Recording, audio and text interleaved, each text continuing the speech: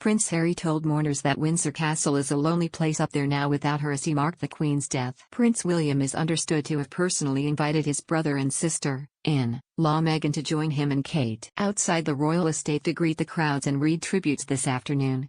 It was the first time the four of them, dubbed the Fab Four, have been seen together in public since early 2020, prior to the Sussexes stepping down as working royals. But they appear to have put any differences aside to honor Elizabeth II and take time out to meet members of the public. For the latest updates as the world mourns the Queen and King Charles Ives' reign begins, follow our live blog. Having been asked what the Berkshire estate was like now without Her Majesty, Harry's response was filmed, with the footage then obtained by The Sun. He added, "Every room she was in, we felt her presence throughout."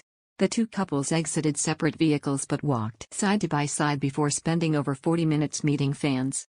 They looked over the flowers and messages left for the Queen, who died on Thursday, along the gates as the crowds roared. It had been suggested the foursome had not spoken since Harry and Meghan arrived in the UK a week ago, despite staying less than a mile apart at Frogmore and Adelaide cottages. The Sussexes arrived holding hands and continued to do so at various stages of the proceedings. All four royals, dressed in black, bent down to look at some of the many tributes left in front of the gates. Meghan and Harry were seen chatting, but they kept a slight distance away from William and Kate. At one point, William crouched down to read some of the messages that had been left on the cards. Meghan rubbed Harry's back reassuringly before linking arms with him as they looked at more of the flowers. At the end, the brothers got close and started talking to one another as they walked to greet some of the well-wishers. But they went separate ways and went to speak to people on different sides of the road.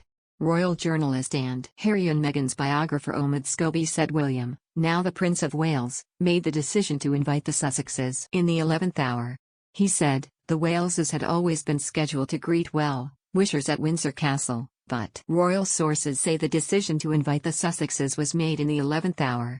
It is, without a doubt, a significant moment in the history of the relationship between the two brothers. In another tweet, he added, after chatting, hugging and sharing sympathies with members of the public for over 40 minutes, the Prince and Princess of Wales and the Duke and Duchess of Sussex have headed back into the Windsor estate together. Both couples left in the same car, driven by William. The Prince of Wales, who is also now the Duke of Cornwall and Cambridge, drove at least part of the way to Balmoral on Thursday, with royals including Prince Andrew as passengers.